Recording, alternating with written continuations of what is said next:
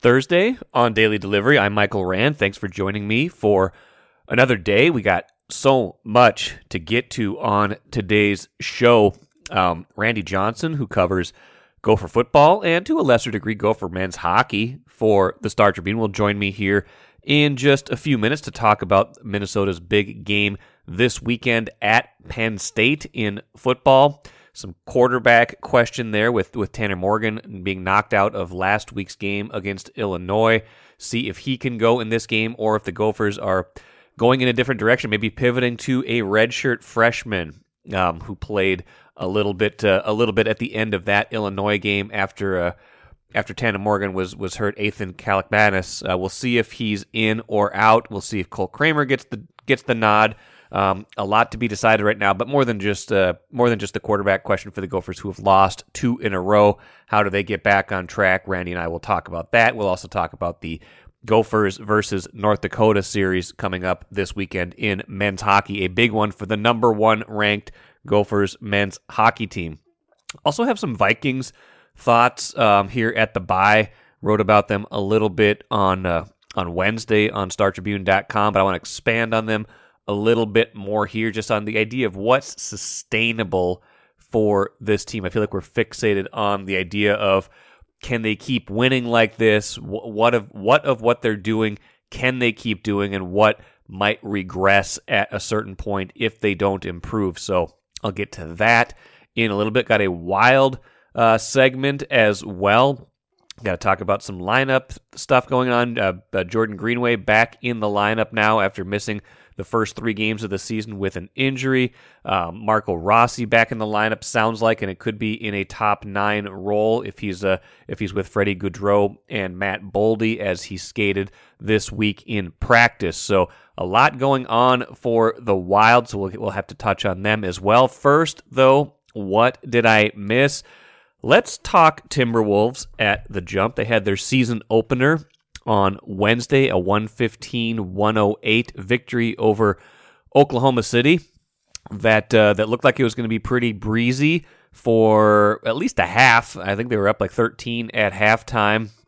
Got dicey in the third quarter. I think they were down 6 at one point, 87-81, before they kind of rescued themselves a good finish to that third quarter. Rudy Gobert with a big steal and buzzer beater to get them tied, and then pulled away a little bit, but it was still a little bit clunky. So usually in these situations, I try to be the voice of reason, right? 1 of 82. Let's not jump to conclusions. Let's not make too much out of what we see from one game.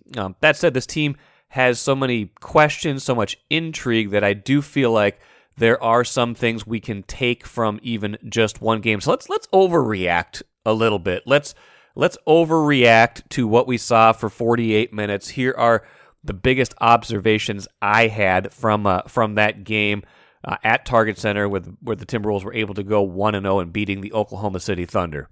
First off, while the offense looked a little clunky at times, I think the one question that was at least started to get answered was kind of how shots would get distributed, how everybody would work into the flow of the offense. And at least for this first game, it felt like there was a pretty good sharing of the ball, a sharing of kind of the opportunities in this game. All 5 starters, Jaden McDaniels, Anthony Edwards, Rudy Gobert, Karl-Anthony Towns, and D'Angelo Russell, took at least 10 shots. All of them had double-digit points.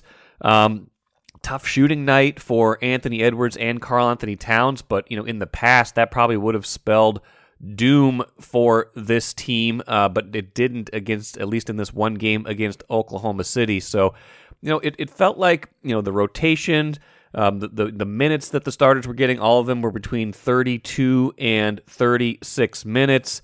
Anthony Edwards and D'Angelo Russell got in a little bit of a foul trouble with 5 each, but nobody really in too much danger. Towns with 4 fouls. So it felt like the starting 5, by and large, I felt like it, the question I have going into the year is there going to be enough opportunity for everybody? You add Rudy Gobert to the mix. You've got D'Angelo Russell in a contract year. You've got Karl-Anthony Towns used to getting a certain amount of opportunity, used to getting a certain number of shots within the flow of the offense, being a focal point. I think he still is. Anthony Edwards, he's still trying to figure out where he fits into this pecking order. So I wanted to see how the shots were distributed. I don't think Towns is going to take just 10 shots every game in 36 minutes. Some of that's dictated by game flow. Some of it's dictated by matchups, things like that. But by and large, it feels like everybody who's a starter should have come out of this game feeling pretty good about how much they were able to contribute. Second thing we got to overreact about. Kind of feels like this is becoming, again, just one game, but just from watching the one game, the power dynamic has changed. It feels like maybe it's not Rudy Gobert's team yet, but you could see how it could become a Rudy Gobert identity-led team. He is a talker out on the court, a big-time communicator, maybe more so than you've seen from Karl Anthony Towns in the past.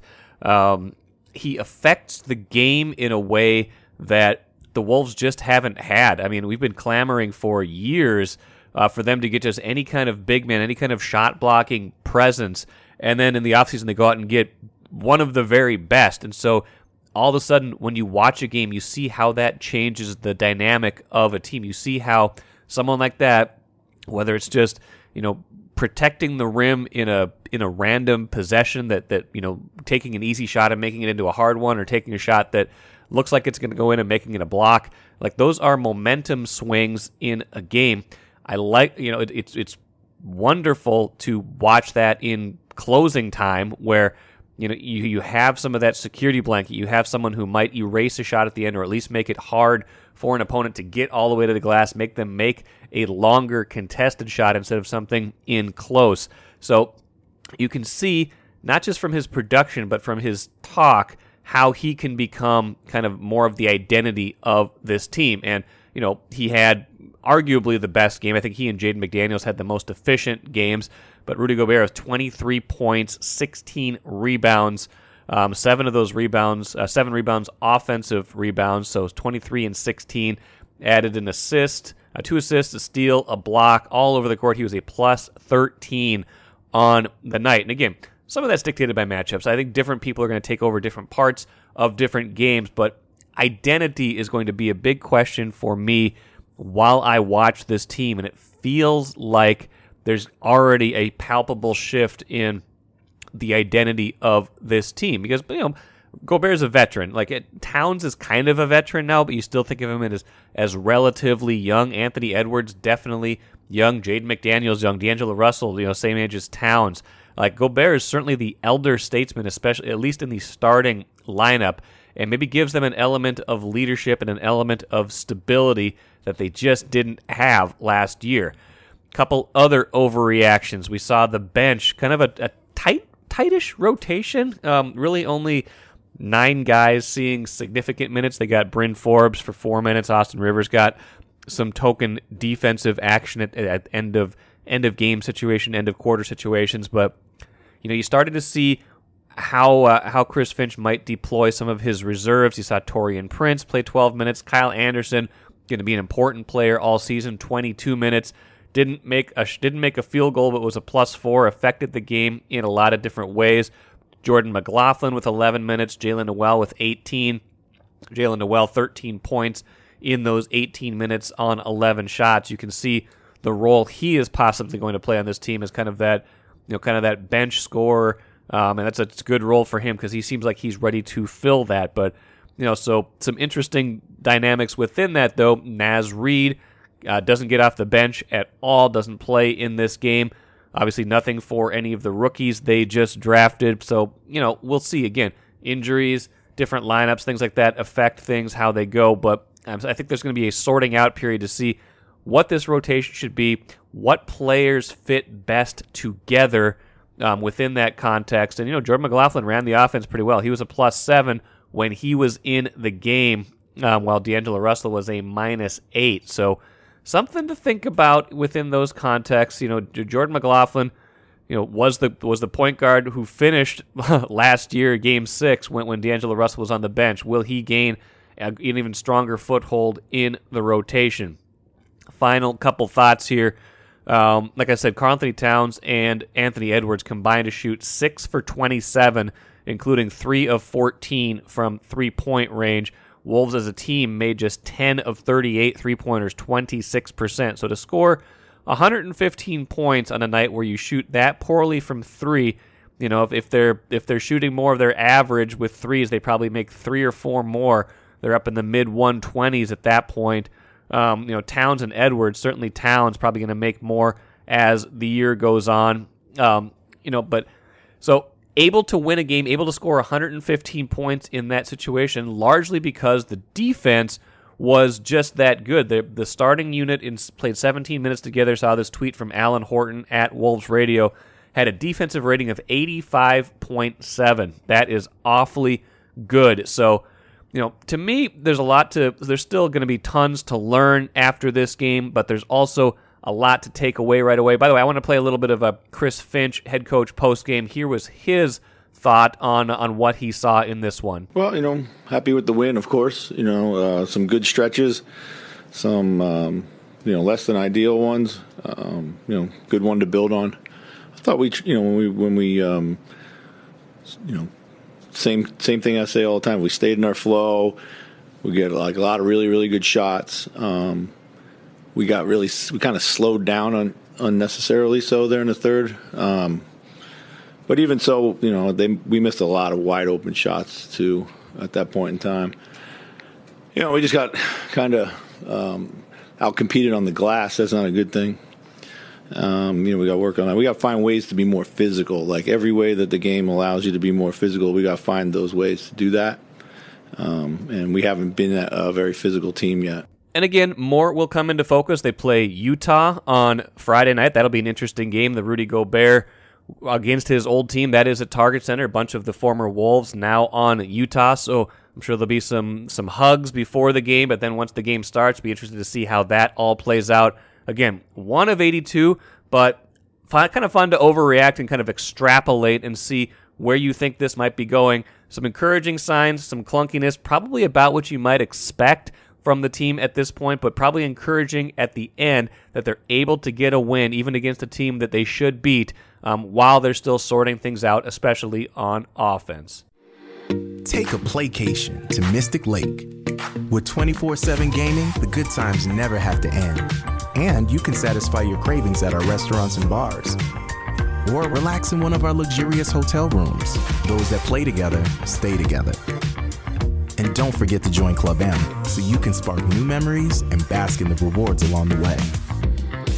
Follow the lights to Mystic Lake, where every day is play day. Let's bring in Randy Johnson, Gophers football beat writer at the Star Tribune, to hopefully answer the biggest question in local sports, or at least one of the biggest ones. Randy, what's happening to this team that for 4 games, albeit against lesser competition, looked like a very, very good team, and then for 2 weeks in a row now hasn't been able to get much of anything going and has lost to Purdue and now Illinois, and now has to go to Penn State, which is going to be a tall task, to say the least. Mike, I think it's just a combination of things. They haven't been as sharp against Purdue. They're missing Muhammad Ibrahim, and obviously one of the better running backs in the country. That's going to cause some issues, and it turns out it was a pretty big issue this past week at Illinois. It was a combination of the defense just could not get off the field. Illinois ran 86 plays to the Gophers 42. Wow. They basically took the Gophers game and threw it right back in their face, that whole ball control offense. And, Illinois gets an early lead, puts the pressure on the Gophers to pass, and they just weren't up to it. Their receivers are having trouble gaining separation, getting off coverage. Just a whole lot of things that added up to a tough game. The defense hung tough and at least stopped forced field goals, but you do that too often, you're still on the field for 16, 18 play drives, and it wears down. The I think a common thread in some of those games, those two games too, is the offensive line, which we thought might be a little bit of a question coming into the year, just with all the people they had to replace, at least as starters. I mean, the line had obviously anchored by John Michael Schmitz, a very good player, but also had some guys who had played some games, but maybe weren't, every down players, every day, every game starters. It feels like they've been losing some of those battles on the line of scrimmage these last couple of games. Yeah, Purdue came at them pretty good, had a decent defensive line, and then Illinois' defensive line is legit. That is a very good defensive line, and it won those battles up front. Tanner Morgan didn't have a whole lot of time to pass when he did pass. Yeah. So how do you? I mean, going into now to Penn State, where you've lost 2 in a row, you're trying to regroup. Is Tanner Morgan's status still up in the air at this point, or what do we know about him after he had to leave that game last weekend? Yeah, PJ yesterday in his news conference said Tanner felt surprisingly better than they thought he would on Sunday. Today on his radio show, PJ kind of repeated the same thing. Basically, he's surprised better, but he didn't say if he practiced or not today. He was supposed to at least attend practice. I think they want to see if they can get him to practice, say Wednesday or Thursday. They'll give him a little more leeway being a veteran, 6-year senior where he's seen a lot of action, so he might not need as much practice time as somebody else. But yeah, it's still up in the air. I'm guessing they'll know. If they don't know already, they'll know soon what they'll do, but I'm sure they're not going to tell what they're going to do. If he can't go, what do you imagine they would do? Well, PJ said that Cole Kramer and Ethan Kaliak-Mass are in line to play. Last week, Ethan got in there, and basically he struggled 2-6 with 2 picks. Cole Kramer was not available because of what PJ termed a small injury. I would guess that maybe Kaliak-Manis gets the nod if that's the case. He's a quarterback with a lot of promise. People have raved about his arm strength and then what he can do athletically. He just doesn't have much experience, not nearly as much as Cole Kramer has. Cole's run the Wildcat offense quite a bit, and he's filled in at times when Tanner got hurt in the past. So as you kind of think about this team, I mean, the Penn State's a very tall task. Penn State just lost to Michigan, but hadn't lost before then, and this game will be in Happy Valley, 100,000 fans, all that going against them. What can this team do to get back on track after starting the year when they were 4-0? There was maybe premature, but there was chatter about national implications and things like that, not just Big Ten West. How did they get back into even the Big Ten West conversation at this point? Well, basically, to win the Big Ten West, they're going to have to run the table. They're in a difficult situation now, having lost to both Purdue and Illinois, and those 2 teams having the tiebreaker on them. Those 2 teams still have to play, so one will knock the other one back. But Gophers would have to have those teams lose. They'd have to be a game ahead of either one of those, so that those two would have to absorb 3 conference losses, as Gophers only have 2. Now, I don't think that's a really tall task. I think right now you're playing for better bowl positioning. You're playing to knock off some rivals. This one's going for a newer trophy game in the Governor's Victory Bell, and doesn't carry the weight that say Wisconsin and Iowa do later in the season. They just basically got to execute better. That's been their whole theme. I think Purdue, they look back at that as all the mistakes they made. Illinois, it wasn't, especially defensively, it wasn't like as if they made a ton of mistakes. They just got beat. Right. So which one of the? Obviously Purdue was the one that kind of raised some eyebrows, but I think you're right. The Illinois game is probably more troubling in the bigger picture, just because if that program, Illinois is maybe got a better team than maybe we realized that was starting. When they beat Wisconsin. When Illinois beat Wisconsin, and Wisconsin's not what they used to be, but when Illinois put that number on Wisconsin and really dominated that game, it's like, okay, well, maybe they are better than we thought, but to not be in that class, at least in that game, that makes you reevaluate the season in general. Yeah, I think you got to take a longer look at this team now and say, okay, were we a little too optimistic after that start? I would say probably, yeah. It. It was a start where they're putting up great numbers, but against bad teams, but they were dominating these bad teams. Yeah, absolutely. Well, we'll see if they are able to get more done in this next one against Penn State. Again, tall task in that regard. Let's spend a few minutes at the end of this segment, Randy, talking a little bit of Gophers men's hockey, the number 1 team in the country. They host North Dakota this weekend, a series near and dear to my heart. I think a lot of listeners know I grew up in Grand Forks, spent a lot of my formative years watching that team before I came to the University of Minnesota and subsequently switched alliances, and now I am impartial completely when it comes to this game. I have no horse in the race, but it should be a fantastic series regardless. Gophers, like I said, number 1, North Dakota number 7. That doesn't matter so much this time of year because things are going to change so much between now and March and April, but should be quite a good atmosphere, I would think, in the Twin Cities this weekend. Yeah, it's good that they're playing again. It's a situation where when the old WCHA broke up, that was a rivalry that it was played most of the time, but not every year, and definitely not twice a year like it used to be. It's one that it's Michigan, Ohio State. It's that level of college hockey. So you want to see that one played every year, and this time it's here. It's you'll have a lot of green in the arena too. There's a lot of North Dakota fans in the Twin Cities, so it's I won't be there to see the atmosphere. I'll be out at Penn State, but I'm looking forward to seeing it on TV. When you watched the Gophers against Minnesota State Mankato, did you come away feeling like seeing what you wanted to see out of them?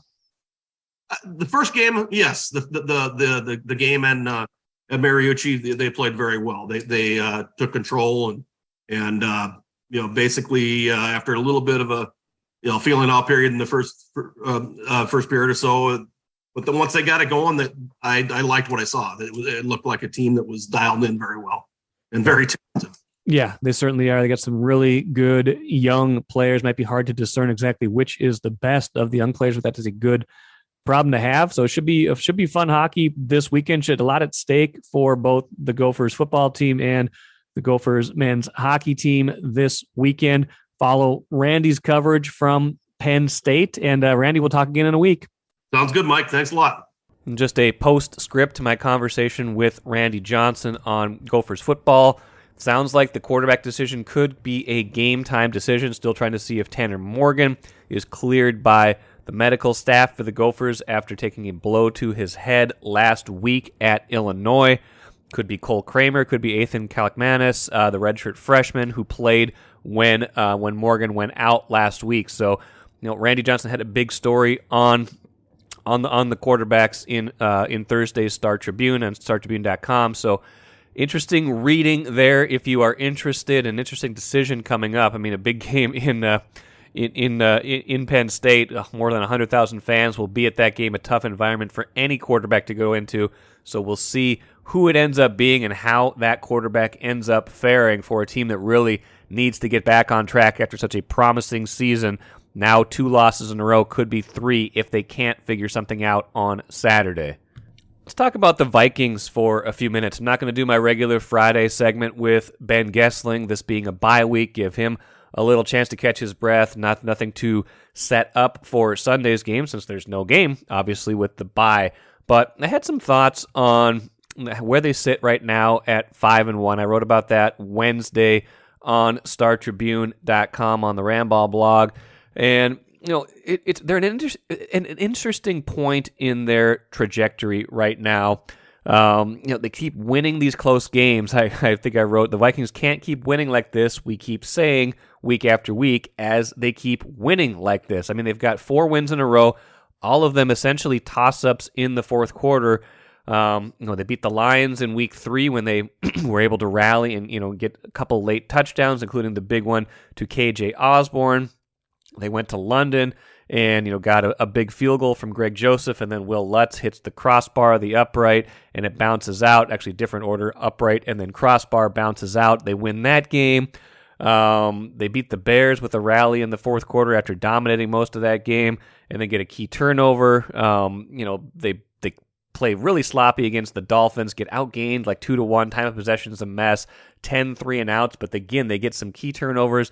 They make a couple big offensive plays when they have to. They win that game. So they're not doing it exactly the same every week, but they are winning these games close and late. So again, the only reality that really matters is that they're 5-1, but how much you think that pace is sustainable is a valid question because it kind of defines how you think the rest of the year will go. So I took a look at what I thought was sustainable and what wasn't, especially kind of in the context of some nuance, some of the things that might seem like similar ideas, but might have some elements of sustainability in some of them, but not in others. So I think end of game confidence, I think that can be sustainable. When a team wins close games, I think there's a confidence that can kind of build over the course of the year.